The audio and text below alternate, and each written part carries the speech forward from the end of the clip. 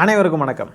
சமீபத்தில் தாவேக்காவை ஆதரிக்கும் ஒரு பெண்ணின் காணொளி பயங்கரமாக வைரலாச்சு. அந்த காணொளியில் அந்த பெண் என்ன சொல்கிறாங்க அப்படின்னு பார்த்தீங்கன்னா, விஜய் எங்கள் வீட்டுக்காரர் மாதிரி அப்படின்ட்டாங்க. முதல்ல அந்த பெண் பேசின காணொலியை பார்த்துருவோம், அதுக்கப்புறம் நம்ம என்னன்றதை பேசுவோம்.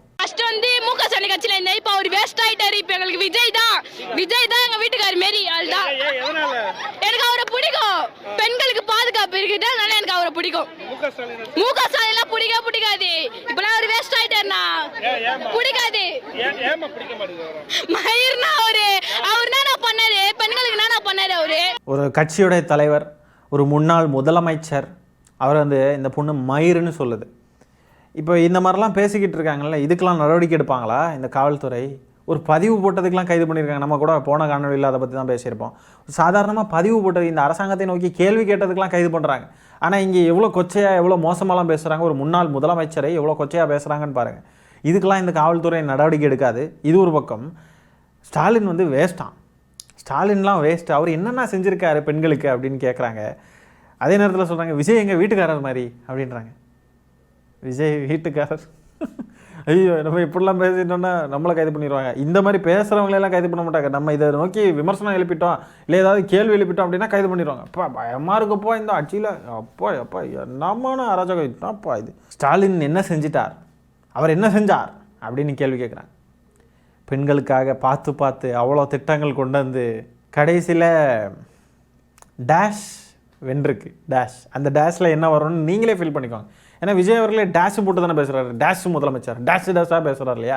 அவங்களுக்குலாம் ஒரு கிடையாது அப்படின்னார்ல, அப்போ டேஷ் தானே, அது டேஷ் போட்டிருக்காரு. ஸோ அந்த டேஷில் என்ன வரும்னு நீங்களே ஃபீல் பண்ணிக்கோங்க. கடைசியில் டேஷ் ஜெயிச்சிருச்சு. பெண்களுக்காக திட்டங்கள் கொண்டு வந்தார் ஸ்டாலின் அவர்கள். அவ்வளோ திட்டங்கள் பட்டியலிட்டால் அப்படியே நீண்டுக்கிட்டே போகும். அவ்வளோ திட்டங்கள் இருக்குது. இந்த மாதிரிப்பட்ட நபர்கள் இருக்காங்க பாருங்கள். இதுதான் நடிகர் விஜய்க்கு இருக்கக்கூடிய பலமே. உண்மையாலுமே இவங்கெல்லாம் இல்லைன்னா நடிகர் விஜய் ஆட்சி அமைச்சிருக்க முடியாது. இப்படி வெறி பிடிச்சி போயிருக்காங்க பாருங்கள். என் புருஷனோட எனக்கு விஜயை தான் பிடிக்கும்னு சொல்கிறவங்க ஒருத்தவங்க. இன்னொரு பக்கம் நாங்கள் விஜய்க்கு பொண்டாட்டியாகவும் இருப்போம், அக்காவாகவும் இருப்போம், எல்லாமாகவும் இருப்போம் அப்படின்றாங்க. இன்னொரு பக்கம் விஜய் தான் எங்கள் வீட்டுக்காரர்ன்றாங்க. ஐயோ என்னமா கொள்கை வாரிசுகள்யா. அன்னைக்கு பெரம்பூருக்கு போயிருக்கிறப்போ ஒரு பெண்மணி சொல்கிறாங்க, நெஞ்சையே அறுத்து விஜய்க்காக கொடுத்துருவேன் அப்படின்றாங்க. அப்பா, ஏதோ ஒரு மோசமான ஒரு கும்பல் கிட்ட சிக்கிட்டோண்டா அப்படின்ற மாதிரி தான் இருக்குது. தப்பிச்சா போதோண்டா அப்படின்ற மாதிரி இருக்குங்க. இதை மாதிரி இப்போ பேசுகிறாங்களே இந்த பெண்மணிகள். விஜய் என்னமோ பயங்கரமாக செஞ்சுருவாருன்னெலாம் பேசுகிறாங்களே. ஸ்டாலின் எதுவுமே செய்யலைன்னு சொல்கிறாங்களே. சரி, ஸ்டாலின் அவர்கள் எதுவுமே செய்யலைன்னே வச்சுப்போம் ஒரு வாதத்துக்கு. 2500 ரூபா தரேன் அப்படின்னு விஜய் சொன்னார் இல்லையா, அது என்ன ஆச்சு அப்படின்னு அவங்க தலைவரை நோக்கி கேள்வி எழுப்ப மாட்டாங்க. 6 சிலிண்டர் பெண்களுக்கு அண்ணா பூரணி சூப்பர் 6 திட்டம்னா 6 சிலிண்டர் தரேன்னு சொன்னார் ஒரு வருஷத்துக்கு. அது என்னாச்சுன்ற கேள்வி உங்களுக்குலாம் எழும்பது. அண்ணா க்யூட்டாக இருக்கார்ல, அவருக்கு குட்டி தொப்பை போட்டிருக்குல்ல, அவர் செக்ரட்டேரியட்லேருந்து கார் விளையாடுறாருல, இந்த பொம்மை கார்லாம் விளையாடிட்டு இருக்கார்ல, அவர் ரேஷன் கடைக்கு போய் ரேஷன் அரிசியை சிந்தாமல் ஒரு பையில் ஊற்றினார் பார்த்தீங்களா, இதுதாங்க நல்லாச்சு. என்னங்க நீங்கள் அவர் சொன்னதெல்லாம் கேட்காதீங்க அப்படின்ட்டு நம்மளை பார்த்து சொல்லிடுவாங்க. விஜய் அவர்கள் என்னெல்லாம் செய்கிறா இருப்பாங்க. ரேஷன் கடைக்கு போய் ரேஷன் அரிசி எழுதி பொதுமக்களுடைய பையிலெல்லாம் ஊற்றுறாரு. ஒரு அரிசி கூட சிந்தாமல் ஊற்றிட்டார் பாருங்க. சாதனைங்க அது அப்படின்றவாங்க போல். கரண்ட் இல்லை, அதை பற்றி கேள்வி எழுப்புவாங்களா? தமிழ்நாட்டில் இவ்வளோ பாலியல் குற்றங்கள் நடந்துருச்சு, அதை பற்றி கேள்வி எழுப்புவாங்களா? மாட்டாங்க. இந்த ஆட்சி மேலே இருக்கிற நம்பிக்கை இவங்களுக்கு போகுமா? போகாது. ஏன்னா ரசிக மோகம் அது எப்படி போகும்? அது போகாது. வெறி, ரசிக வெறி. ஒரே ஒருத்தவங்க நம்ம மேலே ரசிக வெறி ஆக வச்சுட்டோன்னு வைங்களேன், அது என்றைக்குமே மாறாது அவங்களுக்கு.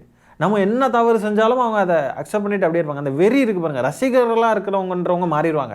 ஆனால் ரசிக வெறின்றது இருக்குது பாருங்கள், அது மாறாது. அந்த வெறி பிடிக்கிற ஸ்டேஜுக்கு, அந்த ஜாம்பி ஸ்டேஜுக்கு போயிடக்கூடாது. யாரையுமே நம்ம வெறி பிடிக்கிற அளவுக்கு நேசிச்சிடவும் கூடாது, அவங்கள நம்ம ரசிச்சிடவும் கூடாது, எதுவுமே இருந்துடக்கூடாது. அப்படியே பார்த்தோமா நல்லா இருக்குது, படம் நல்லா இருக்குது, சூப்பர் அப்படின்ட்டு வெளியே வந்துடணும். அதை விட்டுக்கிட்டு அப்படியே மயங்கிட்டாங்கன்னு வைங்களேன், வெறியாக மாறிடாது, வெறியாக கன்வெர்ட் ஆகிடும். அந்த லைனுக்கு இங்கிட்டு நிற்கணும், அங்கிட்டு போயிடக்கூடாது யாருமே. இந்த மாதிரி பாலா போன இந்த சமூகத்தை, இந்த மாதிரிப்பட்ட இளைஞர்கள், பெண்கள், இவங்களையெல்லாம் இனிமேல் திருத்தி கொண்டு வர்றது ரொம்ப கஷ்டம். ரொம்ப கஷ்டம், முடியவே முடியாது. இந்த மாதிரிப்பட்ட ஆட்களை எல்லாம் பார்க்குறப்போ தான் என்ன தோணுதுன்னா, அடுத்த தேர்தலில் விஜய் ஜெயிச்சுறாரோ அப்படின்னு இருக்குது. ஏன்னா அப்படிதாங்க இருக்குது. இவங்களெல்லாம் திருத்தாமல் மாற்றாமல் எப்படி என்ன கதை நடக்க போகுது? இங்கே என்ன தான் அரசியல் பண்ணாலும் என்ன மாறப்போகுது? அடிப்படையிலேயே இந்த மாதிரி தற்குறிகள்லாம் நிறைய இருக்காங்களே தமிழ்நாட்டில். தற்குறிகள் தானே நிறைய பேர் இருக்காங்க. நார்த் இந்தியாக்காரங்களெல்லாம் பார்த்து கிண்டல் அடிச்சுக்கிட்டு இருந்தாங்க, தற்குறிகள், ஐயோ மதவெறி பிடிச்சி போய் ஓட்டு போடுறாங்க அப்படின்லாம் நம்ம சொல்லிக்கிட்டு இருந்தோம். அவங்களெல்லாம் பேசுகிறதுக்கு எந்த தகுதியும் கிடையாது நமக்கெல்லாம். இங்கே இப்படிப்பட்ட ஒரு தற்குறி கூட்டத்தை வச்சுக்கிட்டு 34% ஓட்டு போட்டிருக்கு தற்குறி கூட்டம். இந்த இப்போ ஏற்பட்ட ஒரு இவ்வளோ மேசிவான நம்பரில் ஒரு தற்குறி கூட்டத்தை நம்ம தமிழ்நாட்டில் வச்சுக்கிட்டு அவங்களெல்லாம் பேசுகிறதுக்கு தகுதி இருக்கா? முதல்ல ஸ்டாலின் அவர்களால் விஜய் அவர்கள் இடத்துக்கு வரவே முடியாதுங்க. உண்மைதான். ஸ்டாலின் அவர்கள் அரசியல் பண்ணுவார், அரசியல் பேசுவார், ஆளுங்கட்சியை நோக்கி கேள்வி எழுப்புவார். அவர் ஆளுங்கட்சியாக ஒரு ஸ்டாலின் அவர்கள் முதலமைச்சராக பொறுப்பேற்றார் அப்படின்னு சொன்னால் அவர் வந்து மக்களுக்கான திட்டங்களை தீட்டுவார், அரசியல் செய்வார். அவர் என்ன செய்யணுமோ அதை செஞ்சுட்டு போயிடுவார். விஜய் அவர்கள் மாதிரி படத்துல எல்லாம் போய் நடித்து இந்த மாதிரி சினிமா கவர்ச்சியில் ரசிக வெறி பிடிச்ச ரசிக மிருகங்களையெல்லாம் நம்மளால் ஸ்டாலின் அவர்களால் உருவாக்க முடியுமா? முடியாது. ஸ்டாலின் அவர்களால் விஜய் அவர்கள் செய்கிறத செய்யவே முடியாதுங்க. இப்படிப்பட்ட வெறி பிடிச்ச மிருகங்களை உருவாக்குனா தான் தேர்தலில் ஜெயிக்க முடியும் போலையே. முக்கி அவ்வளோ திட்டங்கள் கொண்டு வந்ததெல்லாம் இவங்களுக்காகவான் இருக்கு. இவங்களெல்லாம் பார்த்தா இவங்களுக்காகவாயா ஐயா புகழேந்தே ஐயா, இவங்களுக்காகவாயா இந்த திட்டங்கள்லாம் கொண்டு வந்தீங்க நீங்கள்? அதுலேயும் அந்த திட்டங்கள் கொண்டு வரப்போவோம், அதில் 1008 நொட்டம் வேறு சொன்னாங்க. கட்டணம் இல்லாத பேருந்து சேவைன்னு சொன்ன உடனே பஸ்ஸு நிற்க மாட்டேங்குது, பெண்களை வந்து இது பண்ணுறாங்க, ஒதுக்குறாங்க, அப்படி இப்படின்ட்டு வந்து நிறைய குற்றச்சாட்டுகள். மகளிர் உரிமை தொகை கொண்டு வரப்போ அதுலேயும் 1008 கேள்விகள், அதுக்கும் 1008 நொட்டம், அதெல்லாம் வேண்டாம் அப்படி இப்படின்னு சொல்லிட்டு அவ்வளோ பேர் கிளம்பி இருந்தாங்க. ஆனாலும் அது எதையும் பொருட்படுத்தாமல் அது எல்லாத்தையும் களத்தில் கொண்டு வந்து மக்கள் எல்லாருக்கும் பயன்பெறணும்னு கொண்டு வந்தார். அதுலேயும் குறிப்பாக பெண்களுக்கு அவ்வளோ செஞ்சார். இவங்களுக்கா? இந்த மாதிரி ரசிக வெறி பிடிச்சவங்களுக்கா? நல்லவனுக்கும் நல்லவன், கெட்டவனுக்கும் நல்லவன், துரோகிக்கும் நல்லவன், எல்லாருக்கும் நல்லவனாக இருந்தால் என்னான்னு அன்றைக்கி கூட ஒரு பதிவு பார்த்தேன். நம்ம ஸ்டாலின் அவர்கள் உண்மையாலுமே ஒரு மோசமான ஒரு ஆளாக இருந்திருந்தார் அப்படின்னாலும் தமிழ்நாட்டுக்கு அவ்வளோ கெட்டது பண்ணியிருக்க மாட்டார் போல இருக்கு. ஆனால் ஸ்டாலின் அவர்கள் ஒரு மோசமான ஒரு நபரை, ஒரு கேடுகெட்ட ஒரு நபரை வந்து வழக்கு பதிவு பண்ணி கைது பண்ணி சிறையில் அடைக்காமல் விட்டதின் விளைவு தமிழ்நாட்டுக்கு அவ்வளோ ஒரு கெடுதல் நடக்கும் விதமாக இந்த சம்பவம் அமைஞ்சிருக்கு. ஸ்டாலின் அவர்கள் அடிப்படையிலேயே கெட்டவனாக இருந்திருந்தால் கூட இவ்வளோ கெட்டது நடந்திருக்காது போல தமிழ்நாட்டுக்கு. ஆனால் ஒரு கெட்டவனை எதுவும் பண்ணாமல் விட்டு தமிழ்நாட்டுக்கு பெரிய கெட்டது பண்ணி விட்டார் ஸ்டாலின் அவர்கள் அப்படின்ட்டு ஒரு பதிவை நான் பார்த்தேன். உண்மையாலுமே அப்படி தான் தோணுது. ஸ்டாலின் அவர்களால் அரசியல் தான் பண்ண முடியும். இந்த மாதிரி பெண்கள் வந்து எங்கள் வீட்டுக்காரர், எங்கள் புருஷனை விட எங்களுக்கு அவர் தான் பிடிக்கும், இல்லைனா நாங்கள் பொண்டாட்டியாகவும் இருப்போம், அக்காவும் இருப்போம், தங்கச்சியாகவும் இருப்போம் அப்படின்லாம் சொல்ல முடியுமா? அந்த இந்த ஒரு வைப் இருக்குது பாருங்கள், இந்த மாதிரி பேசுகிற ஒரு ஒரு ஒரு ஈர்ப்பு இருக்குது பாருங்கள், ஒரு கவர்ச்சி இருக்குது பாருங்கள். அந்த மாதிரி கவர்ச்சி இருக்கிறவங்க மட்டும்தான் அரசியலில் இனிமேல் தப்பிக்க முடியும், வாழ முடியும். ஆகவே இனிமேல் அரசியலுக்கு வரணும்னு நினைக்கிறவங்க உங்களால் இந்த மாதிரிப்பட்ட நபர்களை சுண்டி இழுக்க முடியுமா? வீட்டுக்காரர் வைப்பு கொடுக்க முடியுமா? அவங்களுடைய வீட்டுக்காரரோட உங்களை பிடிக்கும் அப்படின்னு சொல்கிற நிலைமையை உங்களால் ஏற்படுத்த முடியுமா? நாங்கள் தங்கச்சியாகவும் இருப்போம், அக்காவாகவும் இருப்போம், பொண்டாட்டியாகவும் இருப்போம் அப்படின்னு சொல்கிற அளவுக்கு உங்களால் ஒரு கூட்டத்தை உருவாக்க முடியுமா? அப்போ நான் மட்டும் அரசியலுக்கு வாங்க, இல்லாமல் வராதிங்க. இந்த மக்களுக்கான அரசியல், கொள்கை அரசியல், தேர்தல் அரசியல், இப்படிலாம் வந்து ஆக்சுவல் அரசியல், பாலிடிக்ஸ் அப்படின்றது நீங்கள் வந்து ஆக்சுவலாக இவ்வளோ நாள் என்ன நடந்துச்சோ அதெல்லாம் நீங்கள் இனிமேல் பண்ணணும்னு வராதிங்க. இப்போ விஜய் அவர்கள் பண்ணுறாரு இல்லையா, அதுக்கு போட்டியாக அவரை மாதிரியே யாராவது ஏதாவது பண்ணுறாங்கன்னா தான் அதுக்கு போட்டியாக ஏதாவது செய்ய முடியும். திமுகவால் அவருக்கு போட்டியாக அவரை மாதிரிலாம் எதுவும் செய்ய முடியாது. இந்த மாதிரிலாம் பேச வைக்கிற கூட்டத்தை உருவாக்க முடியுமா? முடியாது. தந்தை பெரியார் அவர்களே, அறிஞர் அண்ணா அவர்களே, தலைவர் கலைஞர் அவர்களே, நீங்கள்லாம் வந்து பெண்கள்கிட்ட இருந்து கரண்டியை பிடிங்கிட்டு அவங்கக்கிட்ட புத்தகத்தை கொடுங்க அப்படின்னு ஒரு நல்வழியை காட்டிட்டு எங்களையெல்லாம் இந்த கூட்டத்துக்கிட்ட மாட்டி விட்டுட்டு போயிட்டீங்க. ஆனால் இந்த கூட்டத்துக்கிட்ட மாட்டிக்கிட்டு தினமும் இவங்க பண்ணுற அலப்பறைகளை, இவங்க செய்கிறதெல்லாம் பார்த்துட்டு உண்மையாலுமே முடியலை. தமிழ்நாடு கண்ணு முன்னாடியே சீரழியறத பார்த்துக்கிட்டு இருக்கோம். புரட்சியில மயங்கி மக்கள் நமக்கு ஓட்டு போட்டுட்டாங்களா? நான் என்ன, எங்க வீட்டுக்காரோட எனக்கு விஜய் தான் பிடிக்கும். பொண்டாட்டியா கூட இருந்துட்டு போறோமே, எங்க தளபதிக்கு நாங்க நிப்போம். எங்களுக்கு விஜய் தான் எங்க வீட்டுக்காரர் மாரி ஆள் தான். பேசினாலே போதுமே சார், அவ்வளவு அழகா இருக்காரு.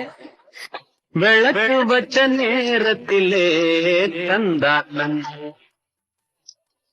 இப்பதான் ஃபர்ஸ்ட் டைம் பாக்குறேன், ரொம்ப எமோஷனலா இருக்கு. தளபதி தான் எல்லாமே எங்களுக்குலாம். தளபதி இருந்தாலே போதும், அவர் தூரமா நின்று எனக்கு தரிசனம் கொடுத்தாலே போதுங்க. எனக்கு அப்படி இருக்கு விஜய் தளபதி, எனக்கு உங்க ரொம்ப பிடிக்கும் தளபதி, ரொம்ப அப்படி பிடிக்கும். இருக்கும் அறிவை மாட்டிக்கிட்டோங்க, ஒத்துக்கிட்டு தான் ஆகணும். மாட்டிக்கிட்டோம், வசமாக மாட்டிக்கிட்டோம். இதிலருந்து தப்பிக்க முடியும்னு எனக்கு நம்பிக்கை இல்லைங்க. இதிலருந்து தப்பிக்கணும்னா ஒரு யுகமே ஆகுங்க, முடியாதுங்க. இவங்களெல்லாம் திருத்த முடியாதுன்னு எனக்கு தோணுதுங்க. இனிமே இந்த கவர்ச்சி அரசியல் தான் வேலைக்கு ஆகும் போல கைஸ். இது ரீல்ஸ் போட்டுக்கிட்டு உண்மையிலேயே காலம் மாறி போச்சு, எல்லாம் மாறி போச்சு. இந்த கள அரசியல், களத்துக்கு வந்து பேசுறது, களத்தில் வந்து மக்கள்கிட்ட உரையாடுறது, இதெல்லாம் வேலைக்கு ஆகாது போல். இனிமே இருக்கிற ஜென்ரேஷனுக்கு இப்படி ஆன்லைனில் எதையாவது பண்ணிக்கிட்டு கம்பு சுற்றிக்கிட்டு சவால் விட்டுக்கிட்டு என்ன ஜிஎம் சார் பயமா இந்த மாதிரிலாம் அரசியல் பண்ணணும் போல் இருக்குது காய்ஸ். அதுக்கு முன்னாடி முக்கியமான ஒரு தகுதி இருக்கணும். அரசியலில் வென்று ஜெயிச்சு நல்லா வரணும்னா நீங்கள் வந்து சினிமாவில் நடிச்சிருந்துருக்கணும். சினிமாவில் நடித்து நீங்கள் இந்த மாதிரிப்பட்ட ஒரு ரசிக வரி கும்பலை உருவாக்கி வச்சுருந்தீங்க அப்படின்னு சொன்னால் உங்களுக்கு நல்லாவே தகுதி இருக்குது அரசியலுக்கு வர்றதுக்கு. அப்படி இல்லைன்னா நீங்கள் ஏதோ ஒரு பெரிய நடிகர், அவருடைய ரசிகராக இருந்து ரசிக வெறியில் பிளாக் டிக்கெட்லாம் விற்றுக்கிட்டு இந்த மாதிரி பால விஷயம் பண்ணிட்டு இந்த மாதிரிலாம் இருந்திருந்தீங்க அப்படின்னு சொன்னால், அதுவும் அந்த நடிகர் அரசியலுக்கு வந்திருக்கார் அப்படின்னா அவர் கட்சியில் போய் சேர்ந்தீங்க அப்படின்னா மட்டும்தான் உங்களுக்கு அரசியலில் ஸ்கோப் இருக்குது. நீங்கள் எம்எல்ஏ ஆயிரலாம், அமைச்சர் ஆயிரலாம், எல்லாம் ஆயிரலாம். முக்கியமான குறிப்பு, சினிமா ரசிகராக இருந்தால் மட்டும் போதாது, ரசிக வெறி இருந்தால் மட்டும் போதாது, நீங்கள் பிளாக் டிக்கெட் விற்றுருக்கணும். இந்த மாதிரிப்பட்ட குவாலிஃபிகேஷன்ஸ்லாம் இருக்கணும்.